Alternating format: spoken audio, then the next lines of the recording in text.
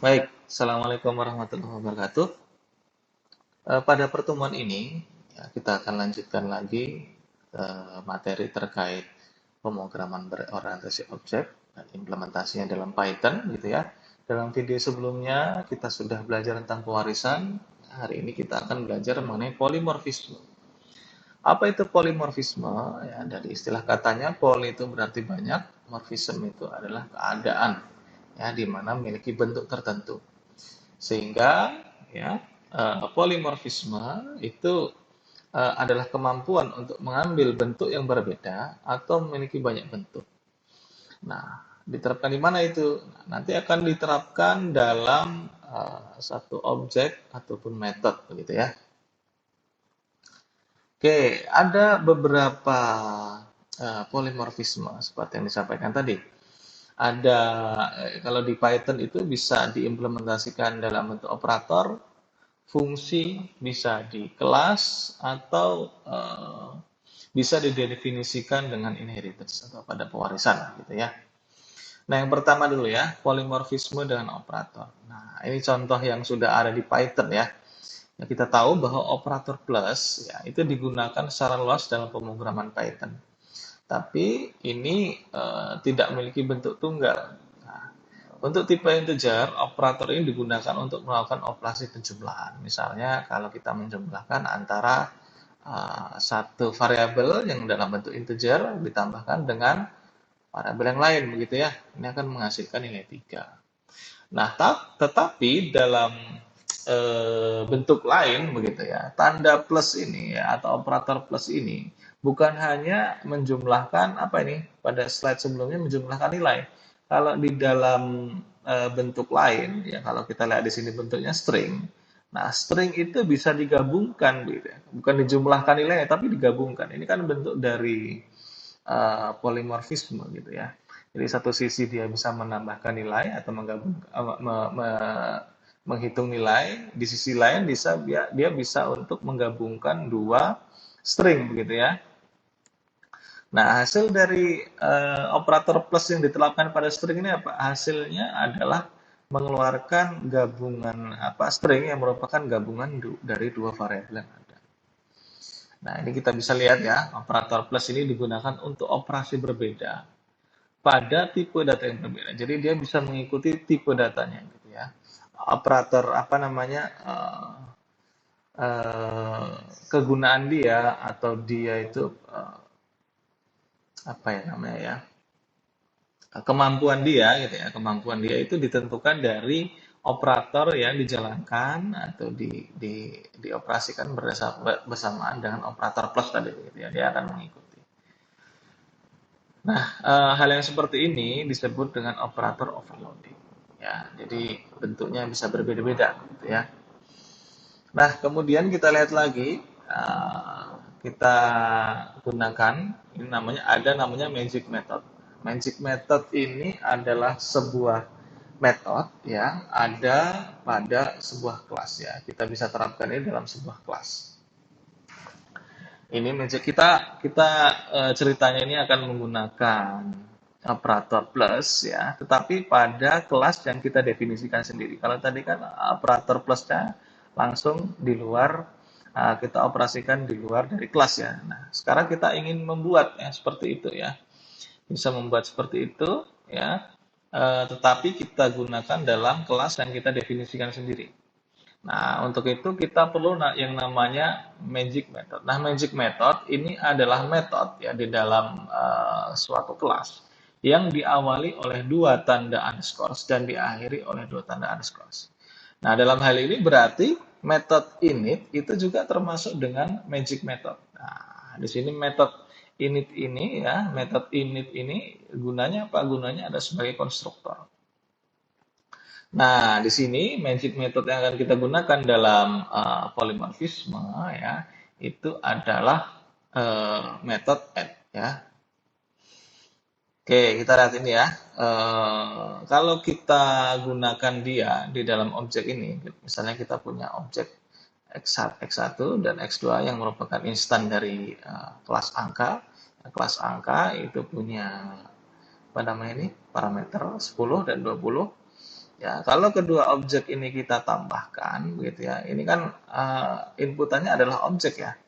Objek ditambahkan dengan objek begitu ya. Nah, ketika sebuah objek ditambahkan dengan objek yang lain gitu ya, dan di sini ada di dalam satu objek itu kelas ya, kelas instannya gitu ya, itu ada magic operator add, dia akan mengeksekusi gitu ya, dia akan mengeksekusi. Ya, dia akan menambahkan ya self angka ya. Nah, dari ini kan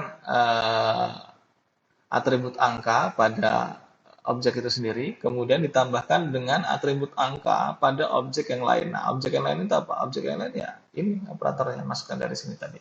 Seperti itu. Nah, hasilnya gimana? Kalau kita print ya X1 gitu ya, objek pertama ini akan menjadi nilai 10 gitu ya. Karena di sini ada objek method lagi gitu ya. Ada magic method lagi, ada magic method namanya str. Str ini dia akan ketika sebuah kelas itu ya, sebuah kelas itu yang memiliki objek method str itu ketika nanti objek yang ada instan ya, objek yang merupakan instan dari kelas itu gitu ya, itu akan mencetak yang ada di dalam sini. Nah, seperti itu. Maka di sini si X1 ini bisa langsung kita print ya, langsung bisa kita cetak. Padahal kita nggak pakai metode ya, metode untuk mereturnkan itu gitu ya. Tapi cukup dengan str ya. Nggak ada metode khusus. Metodenya kita pakai magic method. Jadi magic method ini akan fasilitasi ketika si objek itu dikenakan apa namanya dalam fungsi print gitu ya. Oke, ini nilainya 20 itu yang ini. Kemudian objek angka yang ketiga itu 30. Nah, seperti itu ya. Oke, kemudian polimorfisme itu juga bisa diimplementasikan dalam fungsi gitu ya. Nah, ini fungsi bawaan Python itu juga kompatibel ya untuk menghitung apa namanya diimplementasikan untuk banyak tipe ya. Misalnya fungsi len, gitu ya. Fungsi len ini di satu sisi dia bisa menghitung jumlah karakter dalam sebuah string ya. Di sisi lain dia bisa menghitung jumlah elemen pada list gitu ya. Ini kan kalau kita lihat ini list, kan ini beda banget ya. Ini list, ini adalah string ya. Jadi dia akan bekerja polimorfisme di situ ya. Yang pertama, ya, ketika kita cetak ini angka dari len itu dia akan menghasilkan nilai 3. Kemudian pada baris yang kedua ini ya, itu akan menghasilkan nilai 2 karena elemennya 2 ya dalam list itu. Oke, ini len itu bisa diimplementasikan pada string, kemudian pada list gitu ya, kemudian juga pada dictionary. Jadi yang dikembalikan apa? Nah, ketika string itu yang dikembalikan adalah panjang stringnya. Kemudian kalau list itu jumlah itemnya atau elemennya begitu ya. Kemudian kalau dictionary itu adalah number of key. Ya, ini sama-sama elemen tapi ini penyebutannya yang di list itu item, yang di dictionary adalah key gitu ya, keys. Ya, ini mengembalikan informasi spesifik kemudian dia menyesuaikan dengan tipe datanya ya, gitu ya. Nah, kemudian polimorfisme itu juga bisa diimplementasikan pada fungsi, begitu ya.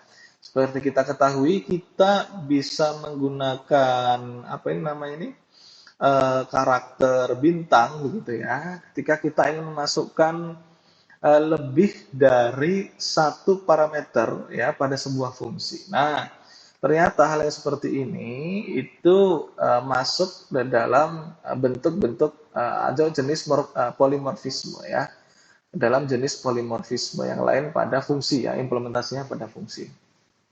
Nah, kita lihat di sini fungsi yang pertama itu kita lihat di sini ada tiga masukan, gitu. Ada tiga masukan ya, ada tiga masukan yang ini disimpan dalam bentuk apa nih? Disimpan dalam bentuk list gitu ya.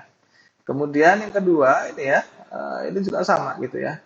Ini masukannya atau parameternya cuma satu. Yang di atas masukannya adalah tiga. Nah, misalnya saya mau ngambil di sini the youngest child gitu ya, atau anak yang paling muda artinya ya anak terakhir gitu ya. Anak terakhir ini yang mana? Kalau yang di sini anak terakhirnya adalah Linus, anak ketiga gitu kan ya. atau dia indeksnya adalah -1. Nah, kalau dia anak tunggal yang paling mudah ya karena anaknya cuma satu ya berarti itulah paling mudah gitu ya. Oke, di sini ya kita bisa melihat bahwa penggunaan dapat bekerja dengan satu fungsi yang sama. Ya, jadi satu fungsi yang sama, tetapi bentuknya bisa berbeda. Bentuknya maksudnya di sini adalah baik itu jumlah parameternya maupun jenisnya ya itu disebut dengan overloading. Jadi kan polimorfisme itu ada dua. Yang pertama itu ada overriding, yang kedua ada overloading. Nah, kalau overloading itu bentuk berbeda dari sebuah function, tetapi apa ini namanya ini? Parameternya itu berbeda. Bisa parameter dari jumlahnya, bisa jenisnya. Nah, kalau kita lihat di sini di atas ini kan jenis ya, ini terkait dengan jenis nih. Yang pertama jenisnya itu adalah string, yang kedua jenisnya adalah list begitu ya. Nah, itu bentuk dari polimorfisme yang namanya overloading. Ya, jadi overloading itu memungkinkan sebuah fungsi ataupun metode itu dipanggil ya atau dieksekusi gitu ya dengan parameter yang berbeda. Nah, sekarang kita lihat pada kelas gitu ya. Nah, Python mendukung kegunaan yang berbeda untuk menggunakan fungsi dengan nilai nama yang sama. Jadi namanya tetap sama, tetapi nanti apa namanya parameternya berbeda. Ya, tadi parameter berbeda atau mungkin nanti perilakunya yang berbeda ya, polimorfisme itu seperti itu. Oke, kita lihat ini ya, kita lihat. Eh, ini belum menggunakan polimorfisme ya, menggunakan polimorfisme seperti ini. Sekarang kita gunakan polimorfisme ini saat pewarisan. Oke, dalam inheritance atau perwarisan, kelas anak mewarisi fungsi dan atribut dari kelas induk. Ya, kita bisa mendefinisikan ulang fungsi tersebut dan atribut tertentu agar sesuai dengan kelas anak. Ya, ini disebut dengan overriding. Ya, polimorfisme memungkinkan kita mendefinisikan fungsi dan atribut pada kelas anak yang memiliki nama yang sama dengan kelas induk. Ini namanya overriding. Jadi sebenarnya overriding dan overloading itu sama gitu ya. Jadi dia sama-sama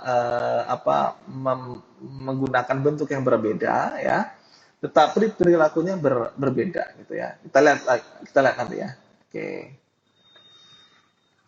Kita lihat ini ada kelas hewan ya, seperti ini, kelas hewan. Ini adalah kelas induknya, dia punya metode yang namanya bersuara. Punya metode yang namanya bersuara, suaranya seperti ini, dia masih pas gitu ya, artinya dia belum mendefinisikan bentuknya apa namanya suara dari sebuah hewan itu seperti apa. Baru nanti metode bersuara ini gitu ya, itu akan didefinisikan pada kelas turunannya. Kita lihat di sini, kelas turunannya namanya kucing. Suaranya seperti apa? Kita lihat ini, nama metodenya sama, namanya metodenya sama, gitu ya. Kemudian perilakunya berbeda. Ini yang dikembalikan adalah miau. Nah, ini namanya overriding. Jadi overriding itu adalah apa namanya perilakunya berbeda, gitu ya. Perilakunya berbeda. Yang pertama ini mengeluarkan suara miau. Kemudian untuk anjing itu ya ini sama itu ya nama fungsinya sama atau nama metodenya sama, tetapi ini yang dikembalikan itu berbeda. Nah, kalau kita lihat di sini ya kita bisa panggil ya si kucing gitu ya ketika dipanggil bersuara begitu kan yang muncul nanti adalah miau. Sedangkan kalau si anjing begitu ya, si anjing ini kalau dipanggil ya metode bersuara itu bunyi adalah kuk kuk nah, gitu ya. Jadi ini adalah overriding. Jadi overriding itu sama itu ya, sama fungsinya, nama fungsinya sama, tapi perilakunya berbeda. Nah, seperti itu ya. Oke, ini magic magic method yang ada dalam apa namanya ini, yang ada dalam Python seperti ini. Ini banyak banget ya. Nah, fungsinya. Oke, ini contoh yang lainnya. Nanti setelah ini akan kita jelaskan pada contoh hewannya langsung gitu ya, pada contoh hewannya langsung untuk overreading dan overloading. Nanti bedanya apa seperti itu ya. Sampai sini dulu. Terima kasih.